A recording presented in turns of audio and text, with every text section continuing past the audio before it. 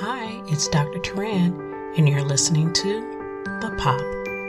The Pursuit of Peace podcast is brought to you by SP Consulting Group, where the mission is bringing your vision to life. Hi, and welcome back to the Pop Podcast. We're here again with yours truly, Dr. Teran. But guess what? We have an amazing guest. We have someone that is not only going to talk to us today about the craziness in the workplace, but we have as a guest Chantelle, who is the founder of Harmonious Work-Life. Please join me in welcoming Chantelle. Thank you for being here. Absolutely. Thank you for having me. For sure. I am so excited. You guys, you know that during this series, we have been talking about just us women as we come off of a month of talking about servant leadership. And so I know that there are some things that when it comes down to servant leadership is added on to us women as far as pressures and just dealing with the emotions of wanting to give our all in our heart, but then making sure that we have some sort of harmony. So just last month, we were talking about servant leadership, but we know that us women with our extra passion for caring and nurturing, we want to talk about also having harmony in the workplace when sometimes it gets to be really tense. So being a woman in the workplace can mean many things to a lot of different people, but being in a business role may lead you to be overworked and out of sorts. So Chantelle with Harmonious Work-Life, thank you for being in here to help us figure out our mess through this craziness. How are you? Absolutely excellent. Excited to help. So for all the things that go on in the workplace, please, before you jump right into it, tell us a little bit about yourself, how you became the founder of Harmonious Work-Life, and some of the things that just helped you reach this place of harmony in workspace and even at home. Yeah, so honestly, for me, the journey always starts out, I feel anyway, is like trying a whole bunch of different things. Some people, I think they do have a early onset career of I'm going to be this in the world, and they're able to drive towards that. But if that's not your path and you didn't, enter into something where it was a very clear path forward on a very straight and replicate, like something that you can replicate easily, then you've probably done what I have and a lot of other people have, which is tried a whole bunch of different things and then always feel a little bit like you're behind and then try something else and then you got to try to get there faster. And so for me, what I was doing is, I've always had such a passion for travel. And so I was living and working in other countries. And then, I kind of finally hit that moment where I was like, oh, I should settle down and get a real job or something, right? Like, what is that even? And so, that's really when I hardcore hit it on the corporate career path. But my background is in high tech. And this was back when, I was the only female in my computer classes. And so it wasn't a super welcoming and comfortable environment for me. And I had to learn my own way within that and how, what could I bring and what unique skill sets were going to highlight where I wanted to go. But honestly, without having that foresight and entering into that in that manner, without that strategy of knowing, and who has that strategy at 18, at 25, it's beautiful if you do. And I fully did not. And so I was working my way up. I was with one company for nearly a decade and I got really high up in the company, but I was not compensated. So I just straight up left. And then I was stuck dealing with, well, now how am I going to pivot? How am I going to transition? And so I've been through so many different things. I've been in academia, municipalities, corporate, high tech, Fortune 100. Then I switched over to startups and then I switched over to having my own consulting career. And through this craziness, so many people have then started to come to me and say, well, how do you do that? How do you keep either shifting or finding your way or refinding your way? Because it's super frustrating. It wasn't easy. And so through that and through trying to find my own harmony and again, honor and respect that passion that I do have for travel without still having to take 4 months off of a year, right? all of that came together to coalesce into now what is Harmonious Work-Life, where I help others clarify and find that path for themselves. And I help others find that ability to bring all those different aspects of life together, because we can't say balance, because that gives you like, oh, one's weighing this much, one's weighing this much, and then we have conflict. And so I say harmony to really invoke that, hey, you can bring more aspects into your life. We just have to find that harmonious state, which is very unique to you, and how that can all work together to be the most harmonious for each individual person. And I love the fact that you say that it is different for each person, because a lot of times people think, oh, this person recommended this, or this person's therapist told them X, Y, and Z, so I'm going to try it. And what do you say in regards to helping people understand the depth of the differences with people when you're talking about obtaining harmony versus trying to seek after balance? Yeah, what I try to say to people in that seeking of harmony, because it is so unique and so different, and we really, especially in this society, I feel we have that kind of quick fix mentality. I'm going to pop a pill and I'm going to feel better, instead of like, oh, this is my long-term health path. And it can be really the same in any area, in the mental health realm, as I'm sure oftentimes people, especially online, that they want that quick fix. Like, here's 5 things that you need to do to improve your relationship. And it's just, relationships are tricky. There's 2 people involved, right? And it's tough. And so there's not a one-stop shop. And so throughout all of my programs, in order to assist with that, I really have people first and foremost get to know where they're at first and how they're showing up in the world. Because you can have this perspective of yourself and you can have your own worldview, which we all do.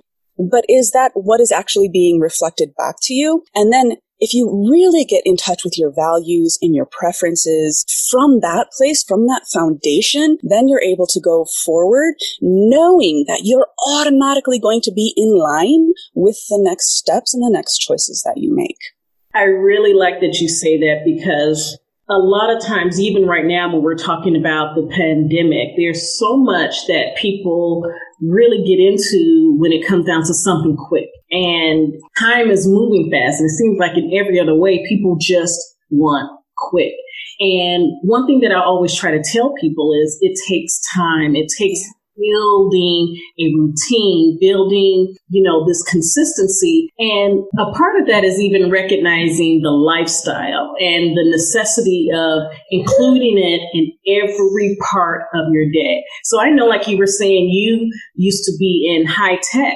Like, what were some of the things that you learned about the differences in the fields and the transition that had to be built internally, like an internal driver, if I could say it that way, to maintaining harmonious living? Yeah, the driver for me really had to be that I had to stop playing into what I thought were other people's expectations of me, because we can think these things all the time, and we do, but when we stop and check ourselves, we're running ourselves ragged. And is this really the goal that we're driving towards? So it's something I really also am firm that people align themselves towards, which is especially in the workplace and especially during this difficult time where we were all thrust into this remote setting and we're all learning in a different way to engage in what was our work environment, or we're taking this time to transition and decide where we want to take our work next. What's happening is that sense of servitude, of that sense of I'm fulfilling this, I'm doing all of this. But if you stop and check yourself, what are people actually asking of you? And not only that, but what is actually moving that needle for you? So what accomplishment at the end is going to be the box that was checked off that advanced you in the path, in the direction that you want to go? Because that's what we're not asking ourselves. And I actually just read another article, I think it was in the New York Times on this, of the differences in this environment right now between men and women working in this remote setting, and that necessity that women have to, oh, now I've got to go clean the house and take care of the kids and support my spouse and work full time.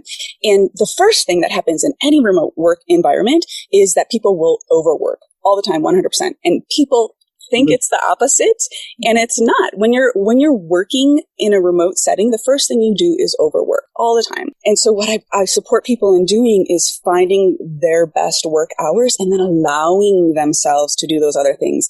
But through all of that, ask yourself, not only set the healthy boundaries within your family unit, but also ask yourself, the things that I'm putting and pouring myself into and putting all of my energy into, at the end of the day, what's actually moving anything forward? So did I just waste the afternoon on laundry when I could have shipped it out for $40?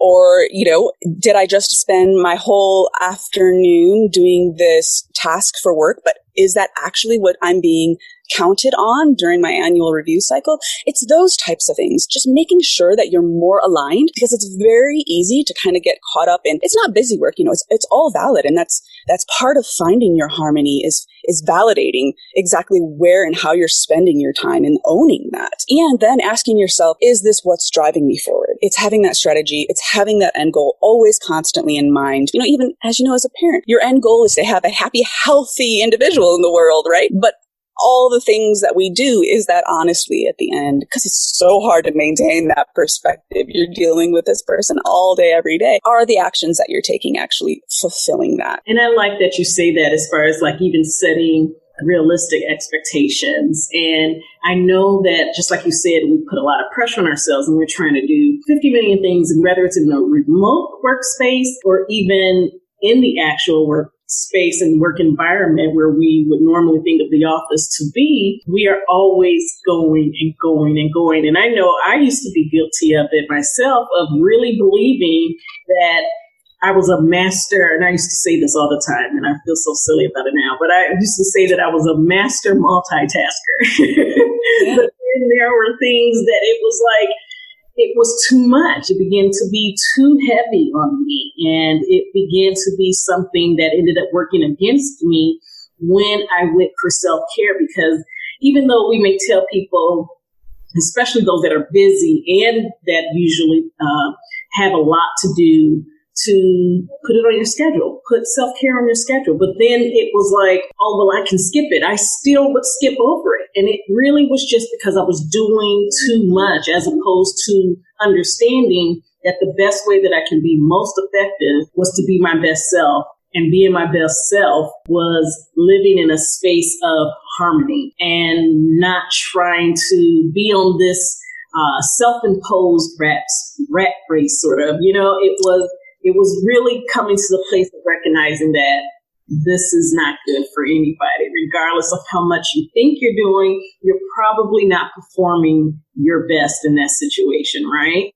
It was such a catchphrase for a while, that ability to multitask and handle all of these different things. And then it just came out that, multitasking is a myth. Just switching so frequently is a myth. And honestly, that's another thing that's coming out during this remote work setting, is the ability to focus in, because we had all of this trend in the office environment, which that's all you're doing is you're getting constantly interrupted. So now that you can focus in, this is the great time to really, really build that foundation for yourself and say, okay, I'm going to be doing this one thing. And as soon as that is done, because I know that's the thing that's going to be moving me forward, then I'll move on. It's a great opportunity. Well, I even think about some people that, even like myself, you have a kid running around, you're working from home, you're trying to accomplish everything. Everything is overlapping. Everything is always changing, because it's even more difficult to do one thing at a time. And I just want to pick your brain to say, well, what do you recommend when it's not as easy to do one thing at a time? Because you may have competing priorities, your child or your children. You may have your spouse or your partner there with you. If you have your roommate, different things going on in the home, that's now your office space. And doing one thing at a time isn't quite as easy these days. What do you recommend would be a way to really still have harmony, and if it's even possible in that type of environment? Yeah, what I really promote for you're juggling those competing aspects of your life, because again, it's up to you first and foremost to put importance on each, right? And of course your children are important, and at the same time you need to have that very clear conversation with, your support group, be that your spouse or your partner or your extended family or whatever that is for you, you need to have that clear conversation with them then. So much of the foundation of what I'm helping people with is honestly clarifying their communications. First, getting in touch with who they are and where they're at, and then being able to have very clear languaging around what their needs are. Because if you can't speak what you need and ask very succinctly for what you need in that time, then you're not going to get it. And what we always do is we augment, we supplement, we say, okay, I'll do this, but what you didn't realize is that you didn't clearly ask for actually what you needed. And then so you supplemented that on your own and you repeated a past pattern in doing that. But if you would have taken the time to say, yes, my child is my priority, or, taking care of a elderly parent or whatever it is for you is a priority. But if you didn't clearly ask your surrounding support group for what you need in that, there's no wonder you're not able to be as effective as possible in what you're trying to put forth in the world. And so you need to sit down and get really clear on what your priorities are, and then very clearly ask for the help you need. And that might just be to your coworkers, right? It might be, I can't take meetings after 3 p.m. or I can't take meetings before noon. And that's okay. So own what you need and then be really clear on asking for it. And that's a really great first step. And I know that as you were thinking about it, as you were saying that, it made me think about what if when you're having those conversations, and of course I'm purposely being a devil's advocate, just so that we can offer more depending on the circumstance for our listeners. What if, okay, they're going to do exactly what you said. They're going to have this conversation. They're going to talk with someone. But what they're saying isn't being well received. And maybe what isn't being well received is due to maybe even a lack of respect or value that's being acknowledged in the person's job. I know that some people had different ideas of what their partner did or what their roommate did or family member did. And now that they're home, and then this is what's necessary. And there's, for some, like even like myself, it's like there's this grind, and yes, that's the reason why I didn't answer the phone sort of conversation. It's like, this is why I didn't answer, because I've been so consistently busy, and now I'm consistently busy at home and trying to carve out that time. What are some of the things that you could help or what you advise would help someone sort of counteract these, some may consider it like a low blow or even just a non-acceptance of what someone does and maybe even devaluing what they do. Yeah. If you are feeling that from your support group or at work or whatever arena in your life that you're getting that not supportive vibe from, and I'll just give a personal example here. I have been able to transition throughout the majority of the last 2 decades in my career to primarily work remote. And there's so many reasons that I needed to do that for myself. And so that's why during this pandemic that I really targeted and focused on helping people who are struggling in this remote environment, because I recognize that it is difficult. And I recognize that I was able to make that transition a long time ago. And the thing that came up for me all the time, and this is terrible, from like my closest loved ones, like my friends and my family, straight up, don't think I'm doing anything. Like literally, I'm not working. Because you're home. I'm home. And therefore, I'm just, on the couch eating chips or something. And honestly, I'm not going to sugarcoat it. This is something I still deal with in my today in my life, because people see the freedom and flexibility that I've been able to build into my career in, coming through at consulting and entrepreneurship. Because when you have more ownership, there's a couple things that are happening, right? When people don't understand it, they might not respect it just because they don't understand it. They might be jealous. So there's all of these layers in that reaction that you're receiving. And you're right. It is, we're going to perceive it as this might be not respectful or, they're not understanding. And that's when you pause and you say, how much do I need this person to get me? How much do I need them to understand? And I have to make that call for myself, especially with my family all the time. There's just some things, honestly, I don't tell them. I don't explain how I do all of the work that I do, because you have to have a receptive audience at the same time. So don't put it all on yourself that you need to alter everybody's perspective. And you also have to be okay with the fact that people don't always understand you. So again, circling back to exactly being strategic about what boxes do you really need to check at the end of the day? What's going to drive you forward?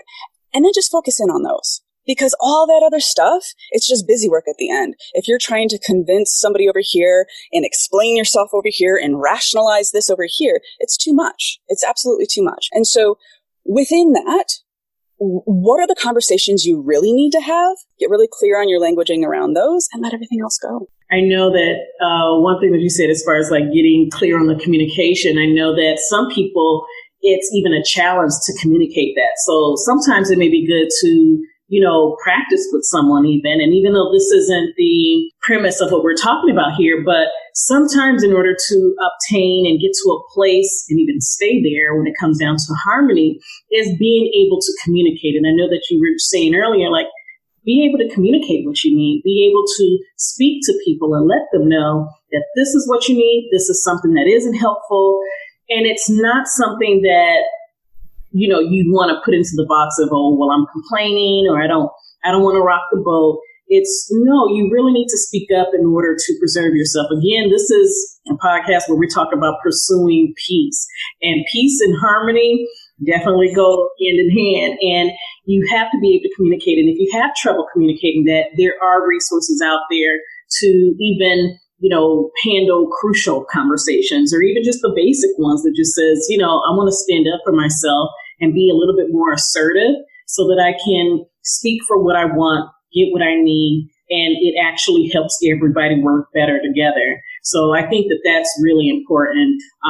One thing that also comes to mind, Chantelle, and I want you to just tell me your thoughts on this is, again, looking at the fact that we're still in this pandemic and a lot of people are having to isolate themselves. One of the things that I've really, really been wanting to harp on and really highlight is isolation. People are isolated, whether it's because of them self-quarantine or needing to just protect themselves. Maybe they lost their job because of the quarantine. There's a number of dynamics that could lead to why someone is feeling isolated and just not a part of their work teams. And so I want you to just help us and help our listeners really understand how you can really still be in a space of harmony by even overcoming that feeling of isolation and I'm alone and I don't feel a part of a team maybe as much as I used to.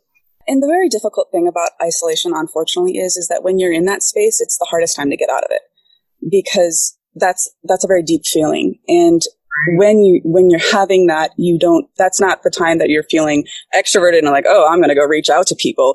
That is the base of the problem. So it's about putting those healthy checks in place for yourself. Be like, okay, I've been working really hard on this project, but have I been communicating my progress on the project to my team? Or I've been stuck on this problem that I've been working on, but have I reached out in just like even it can be just throwing it out there. Hey, this is what I'm working on. This is my current struggle.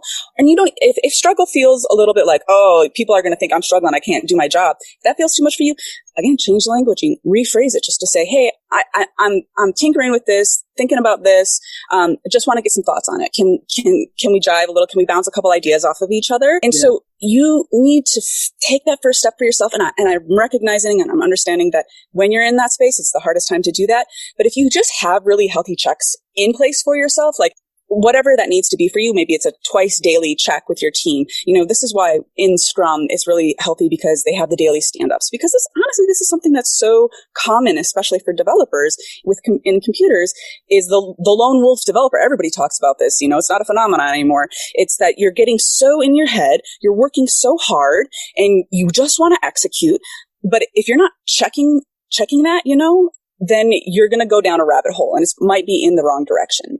So whatever check, your team might already have these checks in place for you. Like I said, you might have a Scrum stand-up every day. And if you don't have those checks in place, this is a great time for you to champion that for your team. And I'm not saying take this on. I'm not saying put one more thing on your plate, but I'm saying, hey, make the suggestion, try it out a couple times and put those, because there's so many tools and platforms that we can use right now to stay connected. There's no point not to use them. And so once a tool is in place, then you have to be good about saying, okay, now I'm going to utilize this. So if you're using Slack, I'm going to chat to the team and say, this is what I'm working on. This is my progress. This is what I'm pondering. Can anybody give me some feedback? So it can just be super open. But what it's going to do is it's going to get you engaged. It's going to get them engaged, and it's going to get you out of your head. And so put those balances in place for yourself. Reach out and get what you need. Even if you don't feel able to ask for help. I know I struggle with that one. I'm not going to push that on anybody, but put it out there at least. You can't receive what you can't even ask for, Right. And I like that you said that, because I know that some time ago, I think this is when the pandemic first started, I had done a presentation. It was for HR leaders, just with helping people stay engaged and motivated that were working remotely. And so it may not be as much of a challenge, but still some transitioning happening there in the actual office for the changes that just automatically come with those that may have they're no longer in the office because they're working from home, or 100% the people that are dealing with working at home, that, leaders could even make a point to have like a morning check-in for coffee, doing huddles. I know like in the hospitals, there's like nursing huddles, and, just that concept of huddling and having those times where you check in with your team for like 5-10 minutes. What does the team usually do? Or what do you usually do? You normally grab your coffee and like check in. Does the team normally? Yeah. You can still be at home, even though you may have, the kids around, whoever around, and it's understood. And you're not necessarily talking about projects all the time or checking in that regard, but it can just be, how are you doing? Especially because of the pandemic, how are you doing? What's going on? Any way we can help and support you? Are there any times that aren't that good for you? Is it better to have the more intense meeting when your child is taking a nap, or what? Just to have that time for people to remember that we're human, and just like or even sharing, like work project updates, just to stay in that space of not feeling so isolated, checking in, just like you said, check in and see how people are doing. When you consider if you were really in the office, or consider if you're in the office and the person you usually go to is home. There's texting, there's platform, that you can deal with that person, right? Yeah, it's those water cooler conversations, right? It's kind of a catch, because if you have too many water cooler conversations when you're in person, people are like, oh, what are you really executing on? Yet then the moment that we don't have the ability to like be passing our coworkers in the hallway, we're like, oh, we're losing out on all of this innovation that comes from the water cooler conversations. It's like, okay, so let's just be a little bit more mindful about how we engage in those things, right? The tools are out there. They're so commonplace now. Make use of them. But also, this is the time that I really want to support people in saying they get to make their decision now. They don't have to be constantly talking back. Okay, you might have gotten a text or somebody might have, direct messaged you for some reason, but is this the perfect time for you to be doing the response? Right? This is the same thing that we've had to do with our inbox. We've had to say, I'm not going to constantly be checking my email, because then you're not effective in what you're trying to accomplish in your workday. And this is the same with, yes, we want to stay connected. And at the same time, I really promote you to take this time to say, when is your great thinking and heads down work time? Put really happy, healthy boundaries around that. And that doesn't mean that you're cutting yourself off from your team or being unavailable. It just means that you need to be clear about what those buckets of time are for you. And honestly, think about it as an opportunity right now. Right now, you have the opportunity to restructure that for yourself. And so if you don't want to have a meeting before noon, now's the time to start building that into your workday. And as a team, coming up with, these are the most effective ways that we can still keep open lines of communication. Absolutely. And I would even throw in, and I want you, if you have any thoughts on this, to expound on it, but these are even those times where if you normally would get distractions from taking your breaks, your 15-minute breaks, your full lunch time, these are times where you can do absolutes, like, no, this is when I can take a break and talk. Or if someone texts you or messages you, depending on what platform you're using, and it's like, hey, can you talk? And if you're busy, you can say, yeah, call me in 10 minutes or call me in 15 minutes. And even throw in, just like you said, when you are at your best, when are you at your best? For me, it's like, I'm best before 3:00. After 3:00, it's like, you may wait for me to get some more coffee or a snack, and then I'm back with it, or after, and so it's like really optimizing those times. I don't know if you read it, it's this book called When, WHEN, and it's about even optimizing when in time, like within your day, when you're most productive. And that's a little bit of what you were talking about. Yeah. Most productive, and setting up, okay, we need a strategy meeting if possible. And if everybody's on board, here are my availability. These are my available times, and they're when I'm most optimized. Or this is when I have my 15-minute break, and during my 15-minute break, I might be doing mindfulness, or I might be doing some deep breathing just to reset in the day. It's like, what are your thoughts about that? Because I'm like, yeah, you can really, really optimize your time nowadays. Because the flip of that is, there's another book called Flow by Csikszentmihalyi, and what he talks to is there's that space where you're challenged enough that you're really, really in deep in that thinking mode. You're not struggling to get into your flow. You're not having to be interrupted out of your flow, and you're the most productive. But we so often don't find that for ourselves. And in one open office environment that I was working in, when they found out about this book, I told them, they actually got these little markers for your desk that you would flip, of like, I'm available or I'm in my flow, which meant if you saw somebody was in their flow, you keep walking. And so we have to recognize that those were the existing problems in the workplace. And so let's take this time to set up healthier parameters around that. This is an opportunity. It doesn't need to be, oh, we're missing out on this, or we don't have this. It can really be the time that we find when is our good time, that we do be in our flow, and we own and honor that. This can be that time. Absolutely. I love that. And I love that you said, parameters instead of boundaries. Because boundaries can be tricky for some people. Right. Some people that can be a trigger. For some people, it's like, that sounds sort of harsh. But no, it's all about having space, having parameters, and putting space around protecting your time, protecting your space, protecting your harmony, so that you can truly reach that space and give it a fair chance. I think, like you said, we've had breaks before. We've had time to ourselves, but we never really protected it. We just figured, work culture wise, you just keep pushing. And the more you are the yes man or yes ma'am about everything, the more of a team player you are. And the best team player is someone that is stable, someone that is filled with all that they need to do a great job. And you can't be filled if you're always giving and giving and giving and multitasking. So much of you is gone, as opposed to what needs to be there to really execute and really execute at optimal levels. And if you don't honor your time, other people aren't going to either. True. So that's even in regards to teaching people how to treat you, how to support you. Because again, just like Chantel said, you really do teach people how to treat you. You do.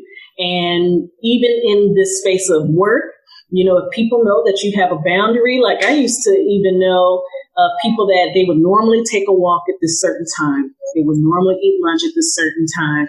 And it was neat because it was like, I really respected that they honored their own time for themselves. And you didn't bother them. You respected that. And that is something that each one of us can work towards. Again, pursuit of peace. How do you make this pursuit, as you go along, all the golden nuggets that you pick up, that they actually are sustainable and they're more of something that becomes a lifestyle as opposed to just something to do in the moment. Once the pandemic is over, or once this stressor has passed, then you're back to normal. No, we're talking about harmonious living, right? This is what Chantelle is talking about. And, we just have to do it. It's really, if you think about it, who put this structure in place, right? What, we all just adhere to the 8 to 5 mentality? So ask yourself the question. Take this time to ask that question. And what you probably find is You created this yourself. I know, like, even when working in the federal government sector, it's really like required that you take your 15-minute break to your lunch. But I've like suggested to people like, hey, let's take a quick lunch together, or let's take a quick break together. And they're like, oh no, I can't do that. And I'm just like, well, why? Well, I have so much to do, but is 15 minutes really going to like, you really need to take this break, because then you're burned out and it's taking you a whole hour to do something that probably would only take 15, because you're drained and you're stressed out. And that's not anybody, your team, yourself, your supervisor, your reputation, none of it. You're not living harmoniously at all. And that's the first thing that people let go. And, I'll sleep less, or, and it's the pattern too that's being perpetuated. Is your boss sending you messages at 10 o'clock at night? Don't respond. Don't perpetuate the pattern, right? Make your own choice. And we don't have to be playing into something that came before us. Right now, you can pause and then decide exactly what parameters you want to go forward with. And that actually brings about a point that I may have made in prior podcasts. And it's really of taking this opportunity of the pandemic as a true opportunity to slow down. Like a lot of things, a lot of people are moving slower. A lot of people are providing more creative ways of doing things. The work environment is in a constant ebb and flow. So it's like all you have to do really is just sort of stick with communicating, stick with what you need, stick with sharing that, talk to people, whether it's friends, colleagues, a mentor, a coach, a therapist, whatever, someone to just bounce ideas off of to really begin to identify what works for you. Because I think that's what's going to ultimately be the best bet. Once you identify what you need, then identify how you can communicate it. If you need tools, gain those tools to just move forward, because it's ultimately for your good, like truly. Yeah. And that's why it's the foundation of all of my programs. And I even have people do this exercise where I make them go kind of interview people about themselves, which is uncomfortable. I'm going to own it. It's scary and people don't like it. But you know what? At the end of the day, you're opening that up. Not only are you saying, oh, this is how I'm showing up in the world. This is what people actually think of me. And you got to have, you can't have ego around that. You just have to be receptive and listen. And then you get to realign. You get to say, this is who I really want to be. This is my true authentic self. And then you get to be that. So take the opportunity. Absolutely. I know that, we have joked, I'm sure you've heard it a lot too, and maybe I've even said it, it's just in regards to, okay, this is 2020, even though so many people are over it. This started out as, oh my goodness, the glorious year of 2020 vision. Everything's going to be clear. What I've learned in 2020 is this has been a year of truly seeing yourself, truly seeing who is around you, what you do, how you do it, how it impacts who you are, and really an opportunity to really reestablish who you are. Reestablish who you are also in regards to what do you want in life? What is your purpose? What are some of the things that you need for yourself? And sometimes, you can really blossom based on the environment that you're in. And if you are able to focus in on your, as I call it, your circle of influence versus your circle of concern, and you sort of get out of all of the drama that's at work, you get out of the drama that's at home, and you really get to this internal space with yourself where you're like, you know what, this is what I can do for me. And then you take that seriously, respect it, honor it, and be very intentional with doing something about it. What do you think, Chantelle? I so agree, because again, if you're not the one respectful and honored towards you, you can't expect that of other people. And sometimes we do need somebody to make the example for us. You can have a really good engagement and be like, oh, I finally feel heard. You can walk out of a meeting and be like, I really felt heard there, and people took all of my ideas. And that might have been that you hadn't yet had the opportunity to be in that space. But then you really, really, really need to slow down and say, that was good for me. I want more of that. And I think that's what doesn't happen is we get so stuck in these patterns or, oh, this is okay that it usually goes this way. It's okay that I'm not, I'll say this or I'll try to say this and I'm not really heard. You okay it to yourself. But you don't need to. You, again, take this 2020 and say, I'm going to make it what I need it to be. I'm going to make this change for myself. But it is taking the time to recognize when it's different. And then how can you replicate that time? And that's another exercise that I take people through is exactly that. Write it down. Write down what went well and how can you make it happen again? Yes, that is major. I absolutely agree because whether it's through journaling, whether it's just, little sticky notes, whatever it is that works for you, do it, write it down. And I've been trying to be more consistent with doing that, but I do know how just amazing it is to watch when you stick to it, write it down, even making it known to people, whether it's in an app, so to speak, to yourself, to other people, to say, hold me accountable. It's truly amazing how when you put it out there, it ends up happening because you're being intentional. You're being intentional. Yes. And that leads to results. It does, exactly. If you say this, then you will achieve this. And use whatever tool you need to use, right? I know that a lot of people struggle with journaling or, the Post-it notes, oh, you're great, get it. Use whatever. Honestly, I put it on my calendar. I put what I accomplished on my calendar and I put what I need to do on my calendar. And guess what? I usually end up doing what I need to do. And then it feels like an accomplishment, right? That's a self-fulfilling accomplishment list. So make it easy on yourself. If you don't need to write a long journal entry, just do what's going to make it easy on you. Find that for yourself and then repeat it. Absolutely. I love that. And the repeating also was key because that's how you end up forming a habit.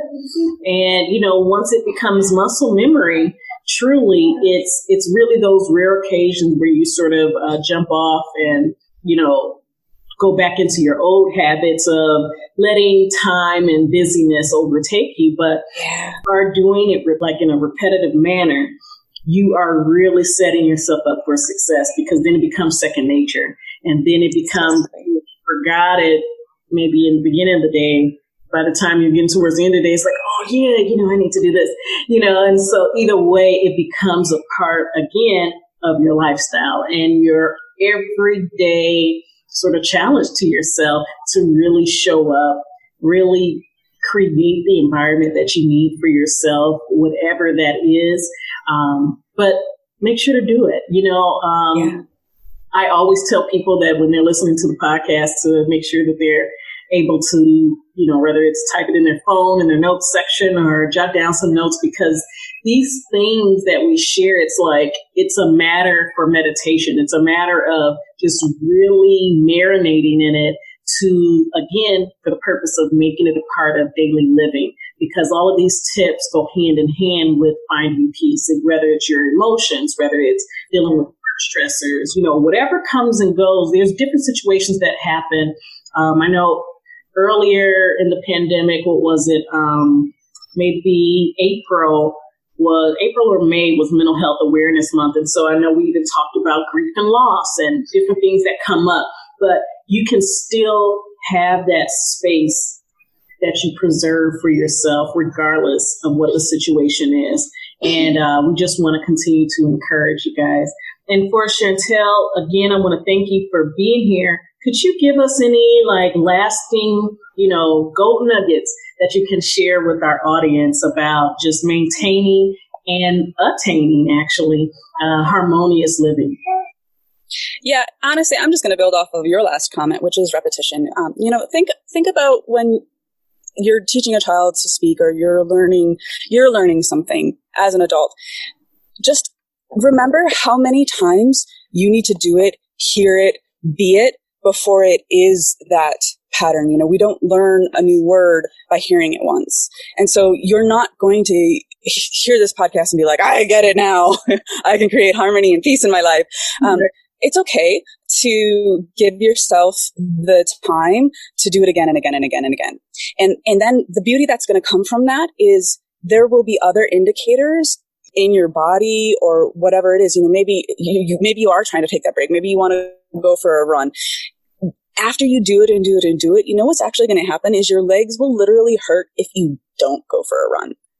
And so recognizing that you need to repeat it long enough that it is some type of either mental memory, muscle memory, it's an automatic, but that's why you want to be repeating those things to yourself, that you do want to be a pattern. So don't, again, if you're constantly diving in and saying, hey, I'm going to be the do all everything multitasker, that's what you're repeating to yourself. That's where you're placing your own value. So realign where your value needs to be, be very strategic about how to achieve those things, and then realize that the more times that you're able to achieve them, the easier it is going to be to achieve them, and the more sense of satisfaction that you're going to have every single time. Absolutely. And I couldn't have said it better. Thank you. Thank you so much. You guys heard it straight from Chantelle, founder of Harmonious Work-Life. And as we always do, Chantelle, tell us how people can reach you, and if there's anything coming up that they should be aware of, that they would want to take a part in, and how they could even get more information about it. Absolutely. Thank you. You can visit me at harmoniousworklife.com, and you can join my mailing list, and I'll send you a whole bunch of fun things about creating your career and finding your harmony. On there, you can also join my program, which is aligning your career path. And I also, like I said, during the pandemic, did come out with an additional program to help people learn how to transition to being full-time remote. And if you find out that you like it a lot, how to maintain that going forward once we're back in the office space. So happy to help you out with any of those topics. Just be in touch. All right. Like she said, go to www.harmoniousworklife.com. And if you have any questions, want to be a guest on the Pop Podcast by Dr. Teran, or would just like more information, definitely contact us directly at www.officialspconsultinggroup.com. Again, that's www.officialspconsultinggroup.com. This is Dr. Teran, and you've been listening to the Pop Podcast. So tune in, and we will be off, just so you guys know, for the month of September. So just be looking out. We'll be letting you guys know once we're back with new materials, and we'll be excited to keep supporting you during your pursuit of peace. Take care.